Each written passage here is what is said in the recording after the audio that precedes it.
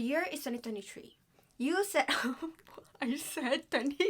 The year is 2023 as if it's not now. You go to Goodreads and you ambitiously put, I want to read 50 books this year. But you don't know how. Don't worry guys, I'm here to help you. Hi everyone, my name is Anne. Welcome back to my channel. I am your local booktuber wannabe. Okay, so a little bit background. I just started working like around 3 months ago. I just graduated and I found myself reading a lot more. Here are some realistic tips that help me and hopefully will help you too. First and foremost, the most important thing is that have books on your phone. You don't even have to get like a Kindle or an e-reader yet, because if you only started like going down this reading journey, you don't have to like invest. Try to see whether reading on screens is more effective for you or not. Down the road, if you find yourself like reading more effectively on screen when you read books on your phone, then you can go ahead and buy them. But like for starters, just have books on your phone. Generally helped me so much because, for example, like when I'm just like, scrolling on social media when doing nothing helpful, I just then, you know what? Let's read. The transition from you like doom scrolling on TikTok to like reading on your phone is gonna be like a lot seamless because there isn't like much friction, because you literally can just switch apps, because you're on your phone anyway. It's also helpful in the sense that if you automatically find yourself just like mindlessly just went straight to like one of the social media apps, and at that time also you can just like, oh, you know what, let's read some books. And you can do that because you have books on your phone. When you have like books on your phone, you can read when you eat, you can read when you commute. Also, what I find effective is that if I have the physical book, I will also make sure to have the ebook. Because like sometimes I don't want to look at pages, I just want to read from a screen. The point of this is that you will always have a book with you. If it helps you to have like audiobooks, then honestly like just go and get an audiobook. For me personally, audiobook is not really like effective for me because I find myself zoning out easier. But for a lot of people, audiobooks is very effective. So if you do want to try, up to you. But the point is, it's way more effective if you have books on your phone. Okay, and I get the idea. Okay, I'll have books on my phone, but how do I initiate? How do I start? My advice is you start with a popular book. That's how I started reading again, because I used to read a lot when I was in high school. I don't know what happened in between, but I just stopped reading at one point. And then when I wanted to start reading again, I started with The Seven Husbands of Evelyn Hugo. And then I read like Kazuo Ishiguro's Never Let Me Go, The Midnight Library. And then from there, because I already read so many books and at that point I already know what I like and what I don't like, then I can start like venturing out even more. But yeah, the point is just pick up a popular book. And it's also really fun because like a lot of people have read this book, so you can join in the feelings that people have for this book, whether it's like positive or negative. It's just like fun, because so you like, oh, I know what the people are talking about now. Maybe that's just me because I am a bit FOMO, but you get the point. Also, like, what really helps also is reading young adult books and reading any books that you find that you think sound silly. For example, like there's this book that is like, I think it's erotic, honestly, but it involves Tetris. And I don't know how that works. It just sounds so silly and it sounds so weird. And you're like, it sounds so terrible and horrible. Just like go and read it. It's just like basically just to get that initial sort of like excitement for reading books. And the thing about like, popular books, they're meant to be digestible. They're meant to be easy. They're meant for you to not like think about it too deeply. It's just basically like for you to consume and go. And that's what makes these books so fun to read. Okay then, so you have initiated. So your motivation is there, your enthusiasm is there, and your excitement is there. But how do you maintain that motivation? First of all, it would be really helpful for you to have like books lined up already, so you already know what you're gonna read after you finish this book. This is basically just to reduce decision fatigue, because sometimes I do find myself like after I finish reading a book, I'm like, I don't know what to read. Like, there's so many books that I have, but I don't know what to read. This is why people do like, oh, what am I gonna read for December? What am I gonna read for February? It's also very fun to have like long lists of recommendations, but whether it be like from friends or families or booktubers that you love. Also, like, spend a lot of time on like Storygraph or like Goodreads, honestly. Just like try to find more books that sounds interesting, that, oh, after I finish reading this book, I'm gonna try and read that book. And it's just really fun. Sometimes I just go on Goodreads and then just like endlessly adding books into my TBR, and then suddenly I have like 745 books I want to read, and I'm like, but that's okay. That's not a problem.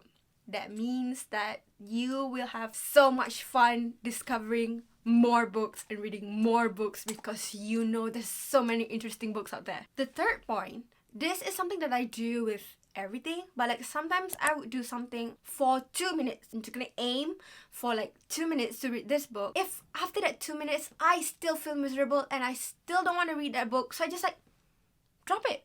Like, I don't want to do it, and that's fine.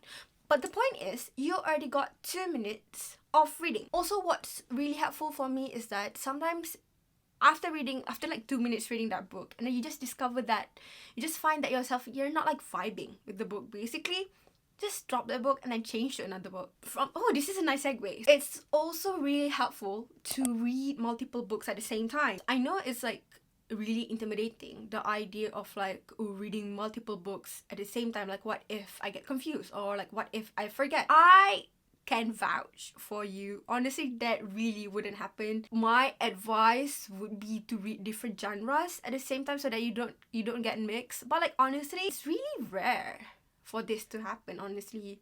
Like, even when I read books in the same genre, I don't really get them confused. Just have faith in your brain, you know. She's doing her best, honestly, and she really only wants the best for you. Especially if you have like e-publications, when you read on the books app and then you're like, this is boring, I cannot read this anymore, then you can just like change.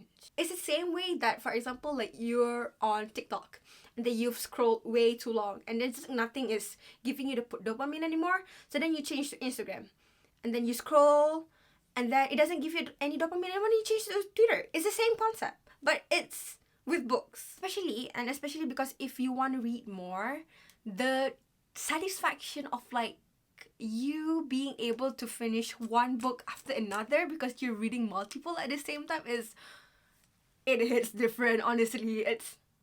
It does something for my little red brain over here. It's like, wow, an accomplishment, such an academic weapon.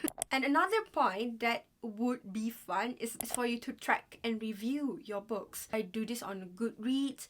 I tried to get on Storygraph, but Storygraph doesn't have the community that Goodreads have. I will try to do better and slowly change to Storygraph. One of the greatest thing about Goodreads is that it's like social media but for people who read books, and it's really fun. I love reading other people's reviews. But anyways, when you track and you review books, it becomes like this game, you know, where you like add books that you're currently reading, and then when you finish, you move it to red shelf. When you like update your progress with books, and then you just like leave like little comments about the book. It's so fun. It's one of my favorite things to do. Just like for example, like I read this part in the book and it's like egregious, so I'm just like, I have to tell everyone what I feel about the book. So I'm like, this is disgusting, rolling and screaming on the floor. Also, when you review books, you don't even have to do like drastic long paragraphs about that book. You just can like write slay, and that's enough. You know, the most important thing is it's a game. My next point is, at the risk of sounding neurotypical and mentally healthy, incorporate reading into your routine. It doesn't have to be like, I'm gonna read at 2 p.m. for 2 hours. No, it's just like, for example, read before bed, just because this is for sleep hygiene, yada yada, whatever. Reading before bed, you just read for like 20 to like half an hour, and it gets you sleepy really quickly. And also because like it helps with your sleep, because you're not staring at a screen before you sleep.